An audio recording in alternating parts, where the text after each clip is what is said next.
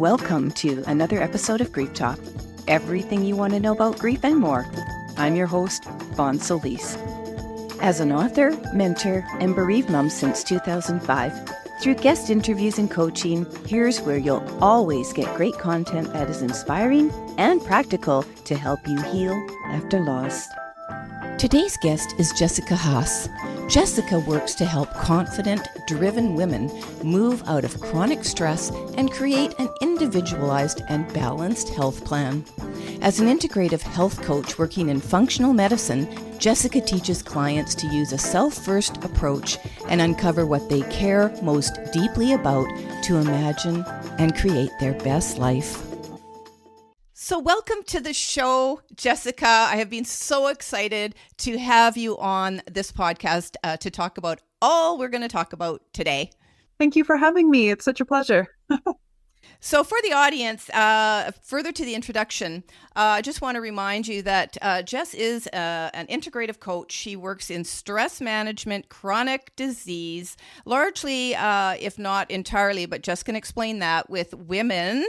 We're going to be talking about how stress impacts us women, why, and how it has become probably quite a problem in our society and culture for us. We're going to be delving into that. Jessica also works in functional medicine. We're going to learn all about what functional medicine is. It is a different approach than traditional medicine. Jessica's going to help us understand that, how we can use it, work with it in our life to manage or eliminate stress, and anything else that functional medicine can help us with. And the other thing I do want to just pop up here, Jessica, and so I don't forget it, but your key takeaway is that stress happens when our body and mind become separate.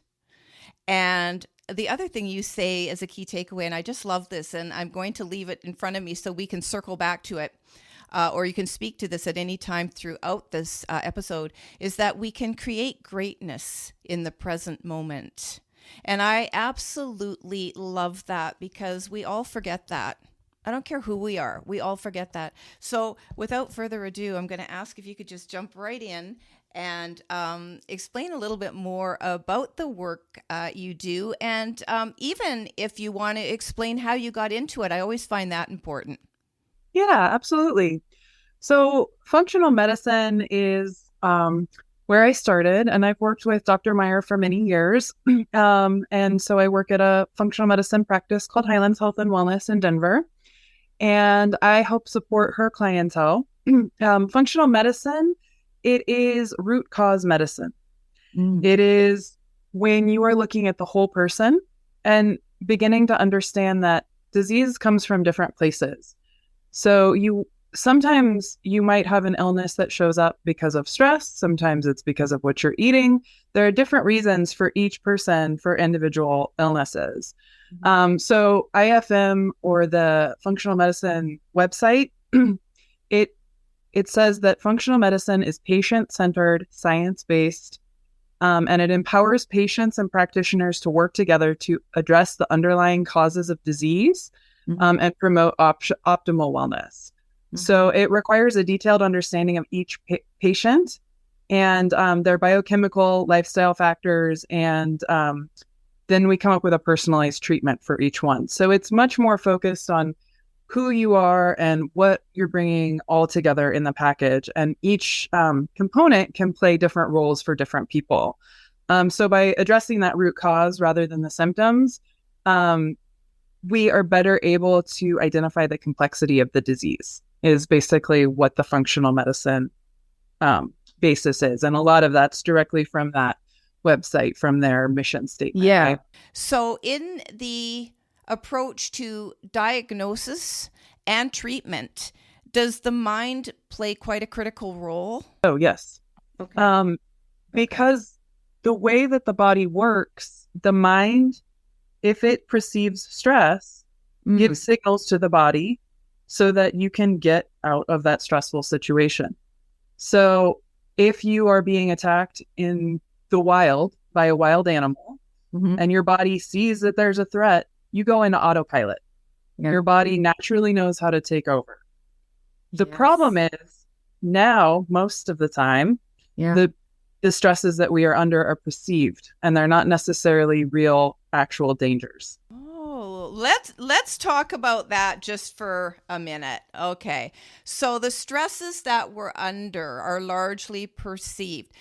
Let's have a few examples because I would totally agree with you, although I'm not working in that field at all. And obviously, I just like probably everybody else feels stress.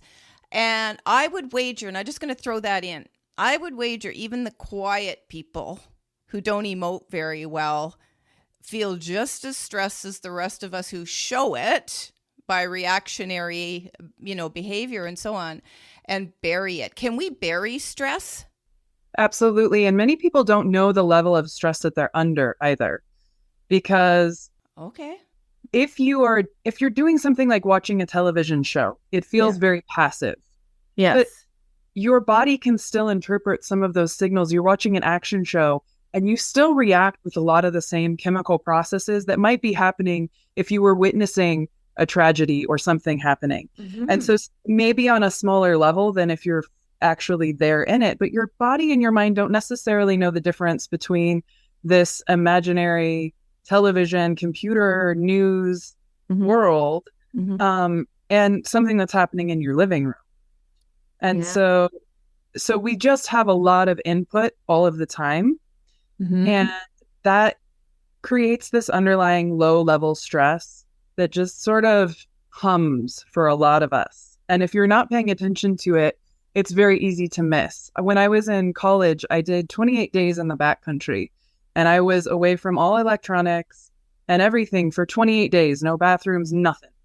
And when I came back, I walked into the mall and it was fascinating. I was almost brought to my knees just walking into a mall with the neon lights and the advertisements and the noise.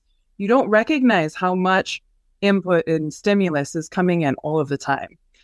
And so this is a really big problem that a lot of people have, that most of us in modern society have, is we don't take time to be quiet, to have quiet time, to be present with ourselves. We're always interacting with this noise, this background noise, right? I would think that I'm thinking while you're talking. So I also believe, correct me if, or I'll ask if you agree with this. The more in tune we come with our mind, our mental state, our emotional state, the more I think aware we can become of stress triggers. And I also think that we can become more sensitive to them. For example, I can't stand traffic. And we moved 5 years ago. I live in Vancouver Island. So listen, I say Vancouver Island, people, and by and large, the, majority of the island is, natural ocean, mountains, forest, etc. And we live in it's now a city, maybe around 120,000 people. It's grown a little bit, right? But anyway, I had to leave one area in downtown in a condo. After 2 years, we moved to the north end of the city because of the quiet. And, so this is my little story. And we used to walk every day when we were downtown. We expected some noise. We were downtown, expected it. Moved to the north end of the city,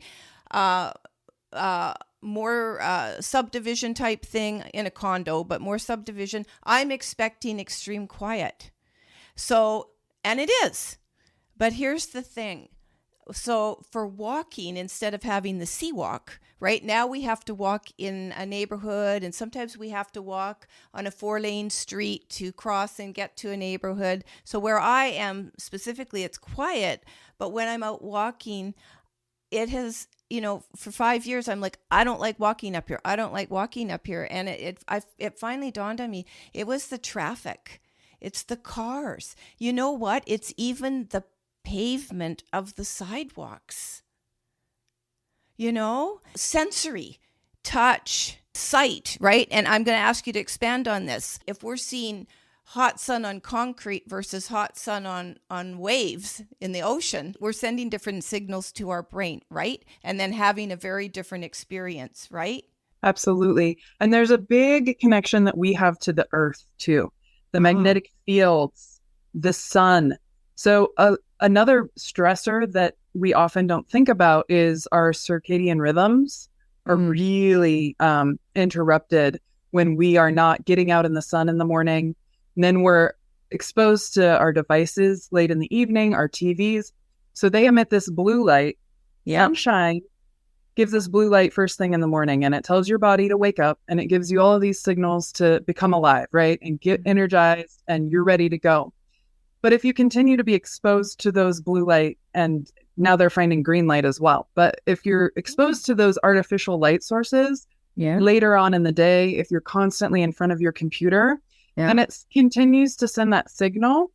And that is what disrupts sleep. Then we start to have disrupted sleep patterns, and our body doesn't recognize that natural cycle. So there's a magnetism in the earth that gets disrupted, like with the concrete that you're talking about. And so the Earth's natural magnetic forces are very healthy for us. We've grown and adapted to being with the Earth. And if you're not outside, if you're always interrupted by concrete, by floors, you're inside a home that doesn't have fresh air and like windows open, then those things all begin to affect our natural cycles. And these are other types of mild stressors. So when I talk about stress, there are different levels, and you can have emotional or physical or all sorts of different ones. But this is the stress that comes from our connection with Earth, right? And if we're disconnected from that and not getting that sun, it can really affect us on levels that we're not aware of. Everything sensory sends messages to us. I love this example we're using of concrete, because now I'm thinking of cities. I'm thinking of how much stress impacts people, and thousands, if not millions of people in a very confined space. And I'm also thinking here that when one person's stressed, a million people can be stressed. I'm exaggerating a bit, but you understand the domino effect. And this is why we can walk around and people's natural resting face might appear to be one of extreme anguish, stress, anger, everything but happiness. Well, and to that point, very interesting fact about stress is when we're under stress, a neutral face looks dangerous. Really? So if you're in a building with a bunch of people who are just wandering around being neutral, and you're under high amounts of stress, you will perceive them as threatening. You will assume that they have a threatening intention. Yeah. And I just think that that's absolutely fascinating. So your stress does affect the way that you take in the world around you. It also affects your auditory. So you were talking about not wanting to be around too much sound. The higher our baseline is for stress, the more sensitive we become to sounds. And sounds become almost overwhelming. So if you're in a deep place of stress where it's been ongoing, then that can really begin to affect you. And being a parent with children, where there's always this low-lying amount of things going on, I noticed towards the end of the day, my sensitivity to sound gets heightened because my stress is growing just a little bit in the body. And that's always a good indicator for me to stop and take a breath and take a step away, get to a quiet place, and recompose myself. Right. So I just want to actually recap the neutral face thing. I want to make sure I get this right. So if we're in stress and so let's say stress causes us to emote with anger and just frustration, and you can see someone, I'm actually like that a lot. Like when I get stressed, I'm like that. And if I'm in a store or wherever I am, it's got to come out. And then I feel better. So can you give me an example? Explain again what the neutral face can represent when a person is highly stressed.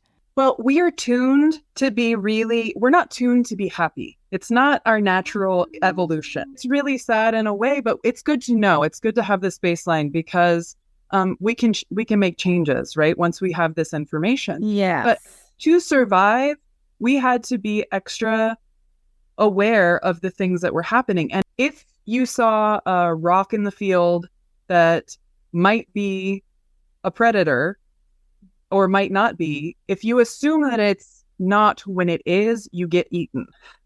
Yes. It's our natural inclination then to be a little extra aware of things. And so a neutral thing, if we're not 100% sure, and with people, you're never really 100% sure. So this neutral face, it's not happy. It's not obviously overtly happy.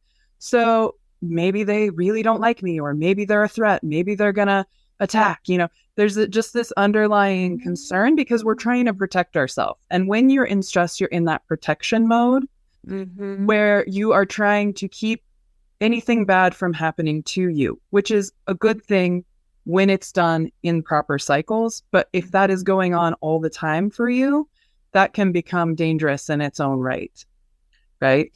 Yeah, so it's really, really interesting that you're saying that because, and here's the key piece I learned. So thank you for reminding me, but I haven't talked to anybody that put it quite in the way that you put it.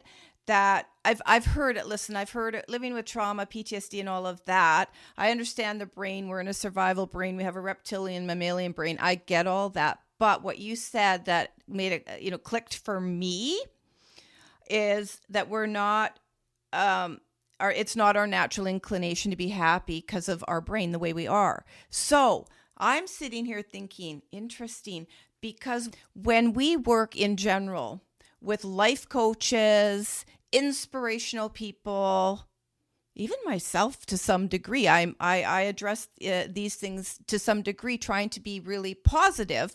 In my work, I always respect and honor the pain and the hardship. But the goal is on the other side to achieve what you just talked about, the happy, the peace, the calm, which many of us are trying to achieve. But the point I'm making here is for anyone in a practice or putting pressure on themselves, like I have done, to be in a state we're not naturally inclined to be in. What do we have to do then to try and maintain that state? Can we maintain that state? Because I'm trying to say in a really nice way that people that teach just go for the happy, go for the success, go for everything we're really not wired to achieve naturally. So if you look at success, if you look at winning, if you look at all around abundance, happiness and contentment is at the core of a lot of that. So if it's not our natural inclination, can we maintain it? Yes, for periods, but I'm talking about permanently, long-term, and if yes, or should we just be striving for periods that we can feel that? I don't know that I agree that happiness is the end goal, right? Happiness is a byproduct of what happens when we have success and when we're thriving. It's a byproduct, and it's an emotion like all of these other emotions, stress and depression and sadness and anger, all of these emotions, they're a flow, right? Mm-hmm. And so learning to ride your emotional flow and be present while that's happening can be really empowering, and it can help you shift into more moments of happiness where you have a lot more power. But your emotional flow, if you are able to say, this is my emotion, and you're able to witness it and be present in your body while that's happening and start noticing what's happening in my body. How do I feel? What is it that I care about that's causing this emotion to come up? So as we have emotion, that tells us that there's something that's important that we need to be paying attention to. So you begin to get little clues about what is this that's so important that I'm upset or worried about it, that I want to be happy about it, that I'm joyful for it. Whatever is going on, you begin to ask questions about this emotional flow. And I like to teach to be really curious. Curiosity is kind of this power that we have when something is coming up, and really emotion it's such a visceral thing. And if we're trying to approach it all from the brain, sometimes we miss pieces. So becoming present in the body and grounding, and then giving that 24-hour cycle for those emotions to go. Most people have about a 24-hour flow. Now, that's not always the case. Some people take a month to do an emotional flow. Some people process differently, and different things will be longer or shorter periods. But for most of our general emotions that we have, within 24 hours, we can get a hold on, okay, now I'm out of it. What did that teach me? And you can really start asking questions. And to come back to not necessarily wanting to have happiness as the goal, but having presentness as the goal, right? Yeah. So if we're in the future, that's anxiety and stress. And if we're in the past, that's depression. But trying to be really present in the body now, that is where we can find a lot more grounding. And that is where I find people tend to have more happiness and more joy and more success. And then that's where our gratitude comes in too. Yeah, beautifully said. So I'm learning from the younger ones, and I love it. But at any rate, because I came sort of from a generation where, you know, 80s, all of this manifestation stuff, and they weren't really talking about emotional intelligence or anything, and we still don't talk about emotional intelligence enough. From what I have, researched, come across, read, talked with practitioners, people still struggle a lot with understanding emotions. And this is what I love about what you're doing, Jessica, because it's at the root of a lot of, it seems, the functional medicine, the wholeness. East meets West. Am I correct about that? In what I do, I bring a little bit of all of it. Not all functional medicine practitioners are East meets West. I like to pull from all the different traditions because I think there's some really important knowledge that goes back many, many thousands of years.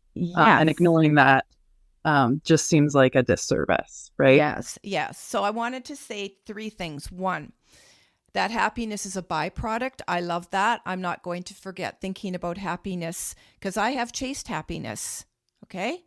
And I stopped chasing happiness, but I wasn't quite sure how to frame it. What was I really after? So I'm going to speak just really briefly here to the people who are maybe struggling with trauma, even PTSD. I'm not a doctor. I'm not giving advice. I'm speaking from my own experience. I still live with PTSD. So we're always wired to survive every moment of the day. Now, mine hasn't completely gone away. I've had it since my daughter died by suicide in 2005. So I've lived with it for 18 years. It did a number on me because it wasn't diagnosed for 10. 9, 10.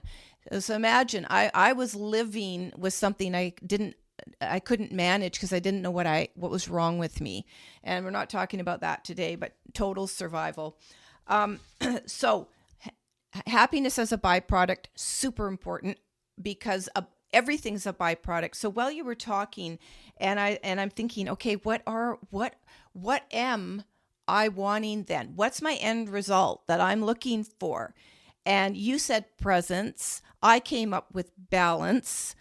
But if I combine the two for me, that fits. Because I just want to say for me, but I want to let you to respond to this because you might be able to help me even fine tune it even more. Well, I'm sitting here thinking and going, what state do I want to be in? And you said we should be curious.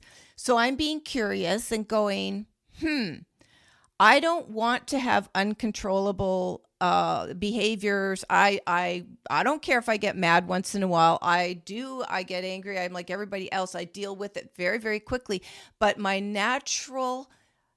I'll just say my natural resting state, for lack of a better, my functioning, the place I want to actually function from on a daily basis, okay, is one where I do feel at peace and balanced, but from which then you're sort of showing me will come my happiness and any other positive emotion I want to be feeling. Do I need to fine tune that a little bit for myself? Well, what's amazing about this individual approach that I like to take is that not everyone is going for the same thing. Balance and peace might be your thing. Joy might be someone's. I've been working for a long time on ease, right? And that's kind of my thing. I want to bring ease to my life because I always work really hard for things, right? And bringing ease into the picture has relieved some of this pressure that I always held for myself. And so individually, we have to come up with a plan, with a goal in mind for where you're going, right?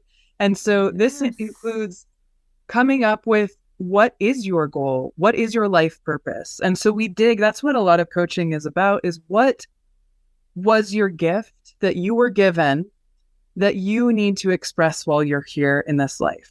And how are you going to achieve that? And so we can imagine in a perfect world, if everything lines up, what does that look like for you?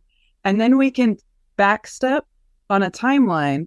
Okay, so what's the last thing that happens? If my goal is to be a doctor, then we know the last thing that has to happen is I have to get a diploma. And then we can backstep from there. And that's how you create a timeline for where you're going. And then you think about, as a doctor, how do I feel? Who's with me? What is the place that I'm in when I get that diploma? And who's supporting me? Who's cheering me on? How is my body? How am I postured? What am I wearing? And we begin to incorporate these things into our life today. So the energy that I want to have as this successful doctor, for example, might be confidence or authority. And so then I have to start practicing that in my daily life and bringing that in and stepping into the shoes of someone who is confident, instead of going to parties and saying, oh, I'm just a grad student and I'm not really sure what I'm doing, but I think I'm going to med school. And, so then you move away from these stories that we are easily pulled back into, that we tell ourselves are uncertainty, right? And step into this idea that, no, I'm actually really confident. I'm going to be a doctor. And that's the story you begin to tell. And this helps to reprogram the unconscious. So 95% of what we're doing in daily life is unconsciously programmed. And this is stuff that we've picked up from childhood, from where we grew up, and everyone is just a little bit different about how they were programmed. And the only way that you can begin to affect that is to have some habits, some changes. So we have to work really hard and be diligent about, where are you going and what is that energy? So if happiness was your goal, then what are things that make you happy? And how can you bring that energy into your life right now today so that it's with you in the present more frequently? And then slowly it becomes easier and easier. Yeah. Anyway, yeah, it does. And I'm just using that happiness as that one thing, because happiness encompasses everything. It encompasses contentment, relief, success, so I won't get too in the weeds here, but I love what you're saying and the steps that you just described. I love what you're talking about. What is your gift rather than what is your purpose? It can be the same thing, but when you think about it as, what is my gift? Whoa, I love that, because very often, if not always, our purpose can develop from understanding what our gift is, how we, derived it, and what we want and must do for some of us on this planet. But I will admit, I've never thought about myself as, what is my gift? I've often thought about it as just, what is my purpose? And then also, if you're into really being in touch with your soul contract and stuff like that, that can kind of also fast track you. But I'm going to think about that. Well, I already know those things, but what I'm saying is, I just love the reframing of it.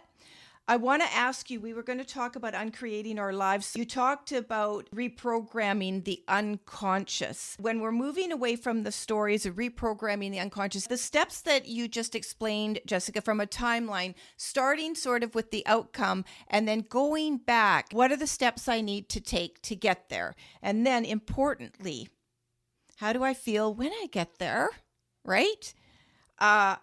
What do I need to be that person? And I loved how you framed it in terms of confidence, like authority, expertise, whatever. Perfect. And then moving away from our stories to reprogram the unconscious. So is that sort of what you mean when you talk about uncreating our lives? Well, uncreating our lives. So that came about because I was talking about making room for change. And whenever we're making a change, if we want something to be different, other components need to move. And generally we have to ask, what are we letting go of? So what is the thing that I can let go of to make space for this new thing? if we want to have confidence, we have to let go of this insecurity, right? Yeah. And so we have to acknowledge that everything that is in our life right now is something that we've created on some level. And it's been there and it's been serving us. Mm-hmm. And we need to go back and occasionally ask if it's still serving us in the way that it used to. So a lot of times things show up for us that are really necessary. Maybe in childhood, it was really necessary for my survival to be a little worried about things. But as I got older, that wasn't as necessary for me to hold on to. Mm-hmm. And so if we can reevaluate and think about what we're willing to let go of and how we can get rid of some of the things that we created, I just think that it's extremely powerful to be able to say, this is what I'm letting go of. And it's important because things won't shift. If you're still behaving the same way that you always behave, Yes. you're never going to get a shift. It's really interesting because I'm very interested in psychiatrists and psychologists who do work in trauma and PTSD and compassion-focused therapy, for example. And some of these experts say that, you know, our brains, we're just not equipped yet because of the type of brain we have to feel compassion to the degree we would really need to feel it to basically change our global experience. Our even like we can feel compassion and empathy to like a degree, and that, you know, from which comes unconditional love and stuff. So people chasing, you know, unconditional love and being more compassionate and being more empathetic, it's kind of like what you said about we're not really wired to be happy. Well, but they're saying brain-based. We don't have the brain yet developed. The area from which compassion comes from is just so small that we're probably not going to achieve it in our lifetime. Do you have anything to add to that? So with compassion, I think what we need to do then is we may not be able to understand other people's stories. We might not be able to really empathize and be outside and with them. So I think that is all the more reason to embrace our story and what we were gifted, like what our gift is, and really honoring and living in harmony with what we do have. So I may not be able to fully relate to your story or understand or be as empathetic or, you know, it's too hard because we come from such different settings. And I often hear people say, oh, well, I don't understand how they could show up late every day. I'm an early person, right? I always show up 15 minutes early. But their programming was so different that it's really hard to understand, you know, my programming versus theirs. So the only thing you can do is show up to the best potential in you and be aware of if you're judging someone, that's probably a message for you. So if there's an area where you're judging someone about something, then that might be an area you need to look at for yourself and just be the best that you can within the given parameters. We don't have the ability to mesh as one necessarily, but if we're all doing the best that we can on our journey, then that makes a bright and happy place because people don't naturally want to be miserable or stuck. You know, we want to make the world better. Exactly. I love it when people aren't afraid of me. And when they find out I'm a bereaved parent, for example, and I'm certainly not the only bereaved parent that feels this way. Everyone I've ever talked to, we all have this same shared experience where people get very shocked when they learn that you've lost a child. And so the people that know, so I've had people just sort of say, I can't understand, or I'm sorry, I can't imagine, or whatever, I can't understand it, or whatever they say. And I just say, it's not your job to. You just need to, like just what you said, you just need to show up for who you are and what you need to share and in this world. And we all have our stories, but I'm going to go back to the curiosity piece for a minute. If we could just be more curious people about each other and not judgmental, it would help us feel a spark of compassion and empathy. And if you're not sure what the difference is between empathy and sympathy, empathy is when you can put yourself in somebody else's shoes and imagine what that must be like rather than sort of make it a detached experience that you don't want to ever experience and never could experience. Well, yes, you could.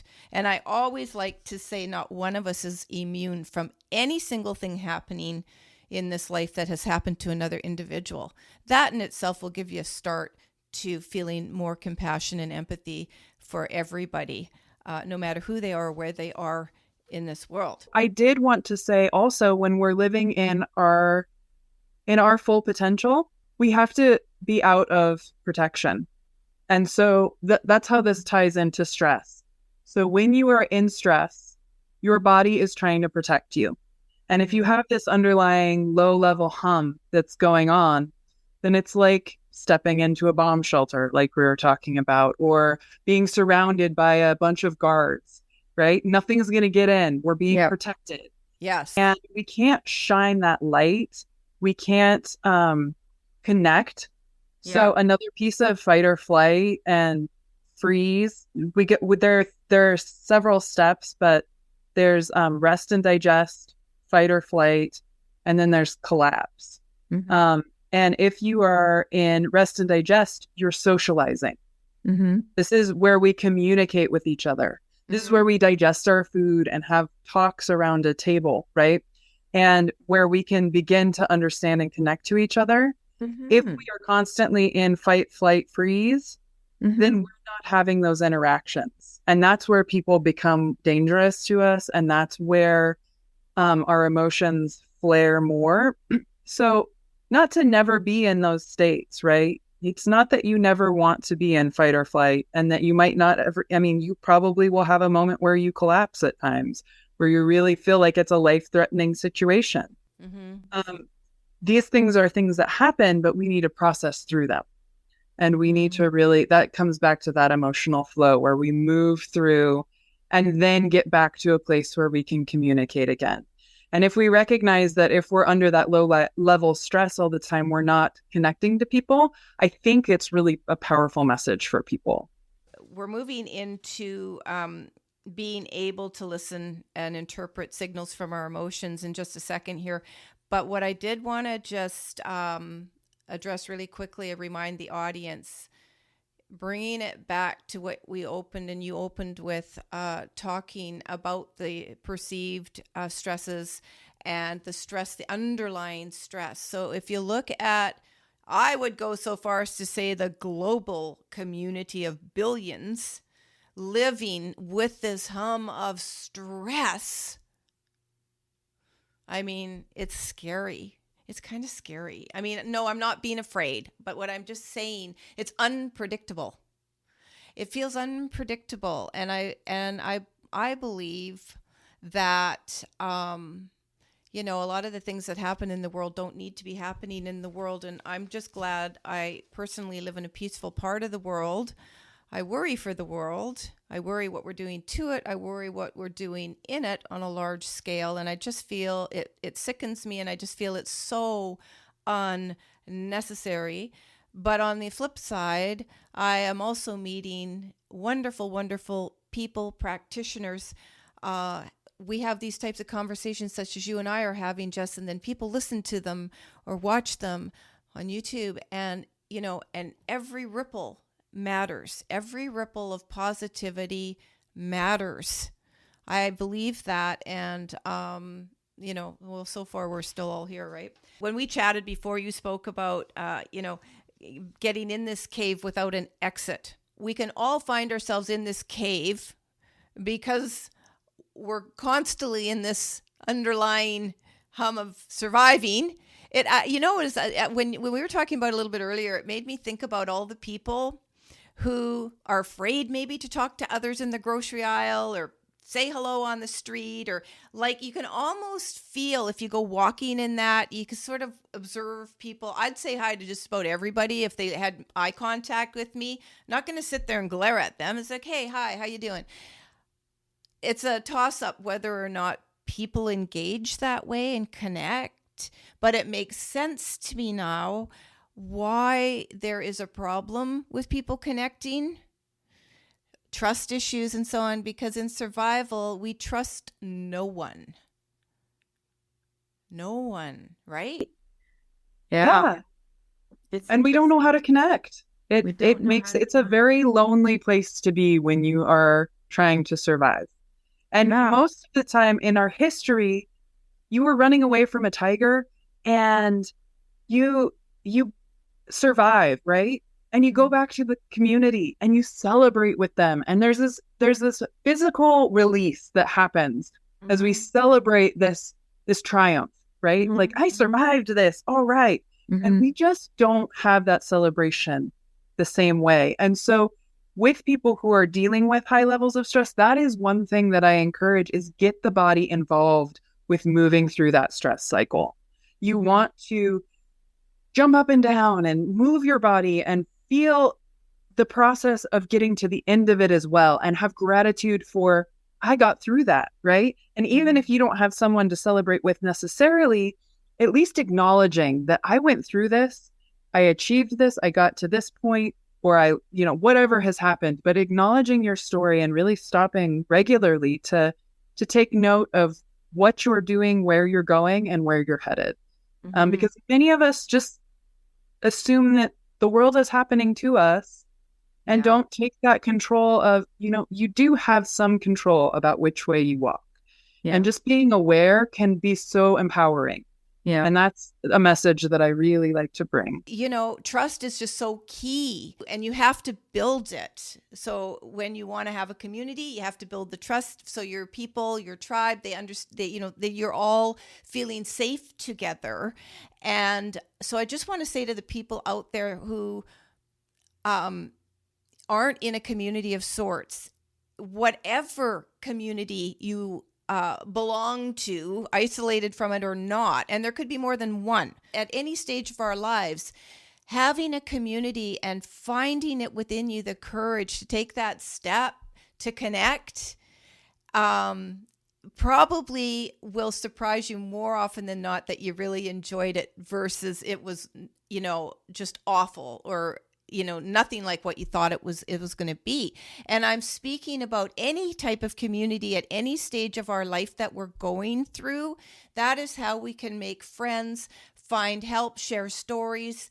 I've relied on different communities. And when we're in bereavement, I just really quickly want to say, or adversity, if we're struggling with something, I think our natural go-to is isolation, particularly if we don't feel it's a shared experience. And it's so interesting to me that people still going through the same thing that people have gone through for decades, when it happens to them, their number one sort of concern is that no one will understand them. Not necessarily that no one's gone through it, but that no one gets me. And so a community can certainly put those concerns to rest. So I am really all about community right now. I have a huge focus on community, both professional and now in my practice, because even business leaders are starting to acknowledge, people that just teach how to do stuff in business are starting to really focus on how much community matters.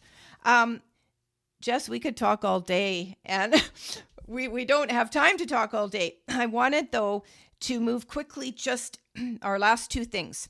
We spoke briefly about the mitochondria and when 6 cells shut down. So we talked about the stress. We talked a lot about mind and all these other things that we've talked about. But at the same time, what's really going on in our body?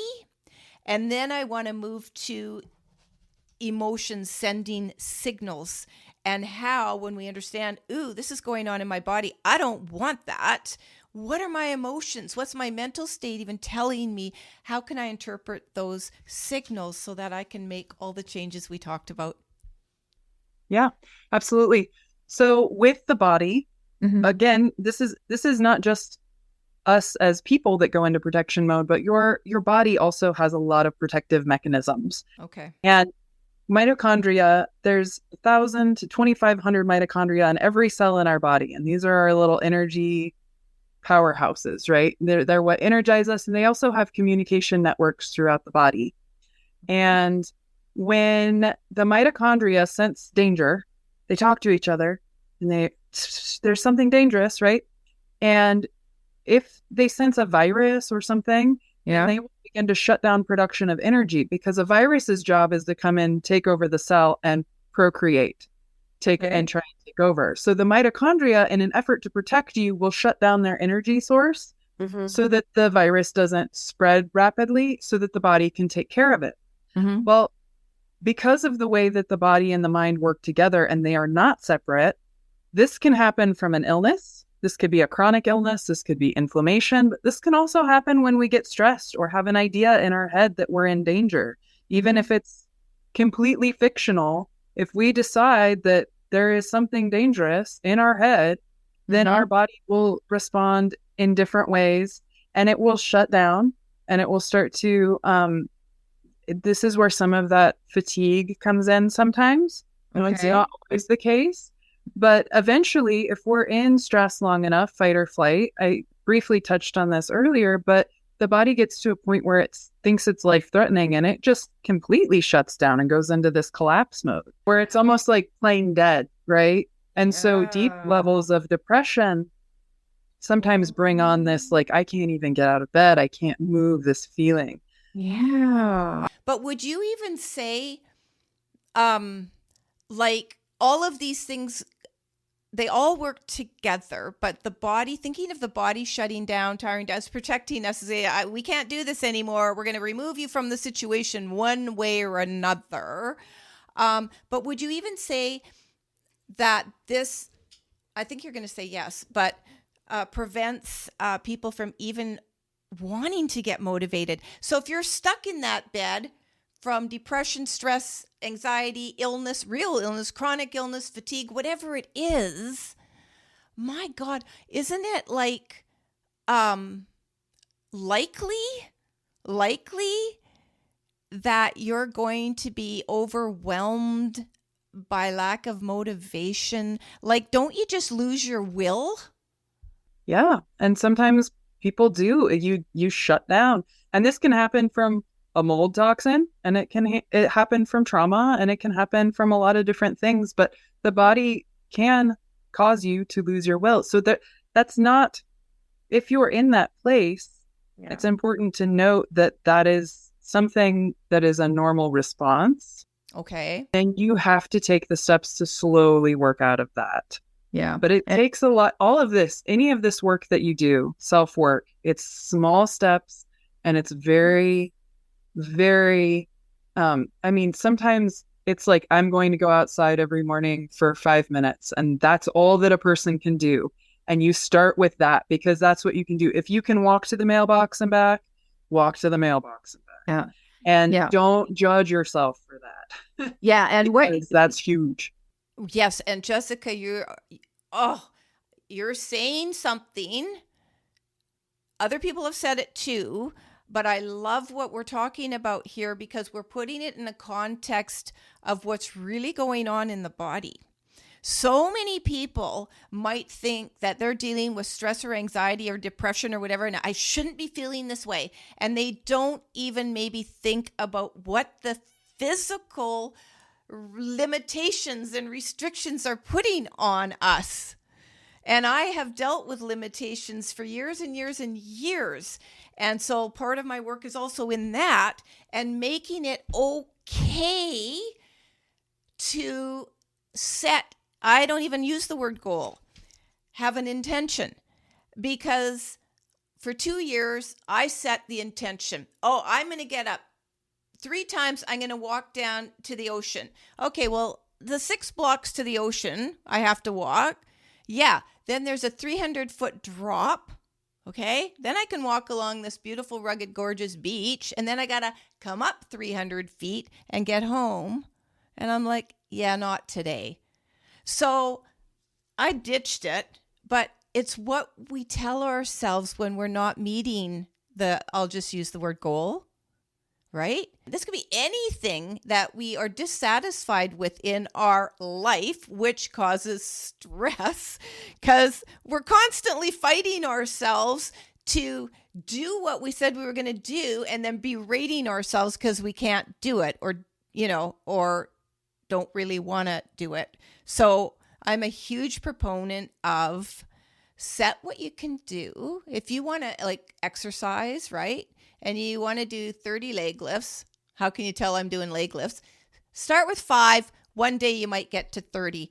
But, do you want to say anything to that, Jessica? Because it's leading to our very last thing we're going to be talking about, which is signals from emotions, our mental state. Anything you want to share about that and how we can turn those signals into anything positive in our life? Well, I am a huge proponent of positive goal setting.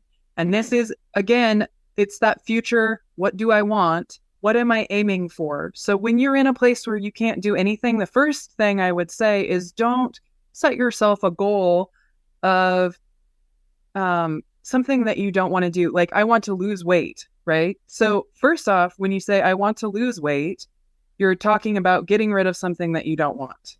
Now, what do you want from that weight loss? Maybe you want more energy. So your goal switches to, I want more energy.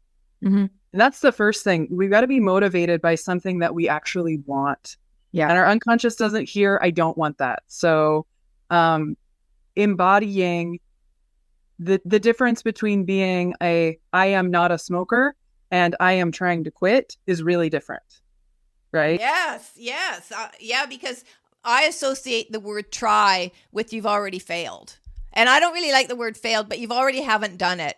If you have to say try, question whether you really want to do it. It's my take.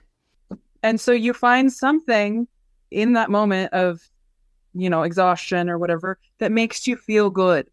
And your goal, if you want to have an ultimate goal of 30 leg lifts, your goal is actually just to show up on the yoga mat with your clothes, right? You make it simple. Like, I'm just going to show up with my clothes on the yoga mat, and then I can check the box on my goal and I am achieving my goal, right? Yeah. And then whatever happens after that, once you get to the gym, once you get on the yoga mat, that's not part of the goal. The goal is just, how do I get there and put myself in this position to succeed every single day? I love that. Yeah, this has been wonderful. Let's just close with you giving us the highlights of emotions, sending us signals, and how can we tune into this, really understand what they're telling us, and then put that into action. Well, a big piece of emotion is that, like we've discussed, it's giving us some information. And when we are in a flow of overthinking, of that spinning, racing mind, if we have those big emotions, those feelings, it can help to manifest that out. So you can do your brain dump or your journal where you put it down so that it becomes something you can see. It becomes real in the world. What is it that I'm worried about? What is this emotion stemming from? What is causing this? What am I worried won't happen? What am I worried will happen? Get that curiosity going. Start asking questions, right? And many times, if it's, spinning thoughts in the middle of the night, perhaps you'll have 15 thoughts and only one of them is a real awareness, right? So you can kind of cross off those ones that are just noise. And that helps you create this clarity that can be really empowering. So that brain dump piece is really helpful. And being patient with yourself and not making decisions in the moment of emotion, right? If you can wait, see how you feel about it in a minute. And this goes for saying yes to things as well as saying no. So if you are going to commit to something, you need to give yourself plenty of time to know that this isn't just an impulse, right? That this is something you feel pressured to do. Give yourself that time and that kindness. Yes. Because anything more we invite into our life, you need to show up for that, folks. So, you need to show up for that. And whether it's business, personal, you want a new relationship, you want a baby, you want to get married, you want a promotion, you want to move, you want a bigger house, you want a more expensive car, anything, you want to be happier, you want to be more energized, you want to be more social, any of that stuff, you need to think about whether you're ready for it and can show up for it. And on a last note, I really just want to speak really briefly to limitations again. So if stress can cause limitations on our bodies. Would you agree with that, Jessica? We've talked about that, our bodies slowing down and so on. So I think it's really important if we are in a constant chronic state of anxiety, stress, any kind of illness, fatigue, and so on. It doesn't matter. Like, I deal with this stuff too. I had a terrible period of chronic fatigue. I went on a work disability in 2015 for 26 months. It led to my retirement from my job. But in that period, I really got to understand what the heck trauma had done to me for 10 years. Holy smoly. And I have had to let go of many things that I wanted to do, but didn't have the energy, the stamina, and if I really, really admitted it, the interest to do. And so the more I embrace different phases of my journey and my years on this planet and so on, I am very aware that some things I have to look at and go, wow, there was a time I did that and that was amazing, but I really, really truthfully don't want to do that again. So it's okay that we change, and understanding that some of these might be induced by limitation doesn't mean you'll always feel limited, but it's so important not to fight it because it just makes it worse. Love yourself for who you are today, and just being willing to consider you want more of anything, you took the first step. Jess, is there anything else you'd like to leave the audience with today? We've covered a ton of stuff. It's been an amazing episode. I do thank you for sharing all your professional experience, your wisdom. You've taught me a few things, so thank you for that. Yeah, absolutely. I just think get support, find someone or a community that can help you be accountable. Reach out if you need something. If you're feeling like you're dealing with these things, there are resources, there are people. One of the things that affects our physical health the most is our community or lack thereof, and the relationships. And we didn't even touch on that, but it's so important to have someone to help you through. And that's why I'm so passionate about what I do as a coach, is that I really love to join people on their journey of exploring this stuff. It's not a right or a wrong. It's all about what we're exploring and creating that vision of what you really want and how to offer your gift in the best way. So on that note, Jessica, if you'd just like to share, your resources and who you largely work with, and then I'll be providing links in the description below for people to connect with you. Yeah. So if you're in the area, working with Highlands Health and Wellness is a wonderful way to get in touch with me. That's where I mainly do my coaching. Dr. Meyer is amazing. If you have any kind of chronic illness issues, things like that, having the team of both doctor and coach can be really powerful. So I'm in Colorado, and Highlands Health and Wellness is our website.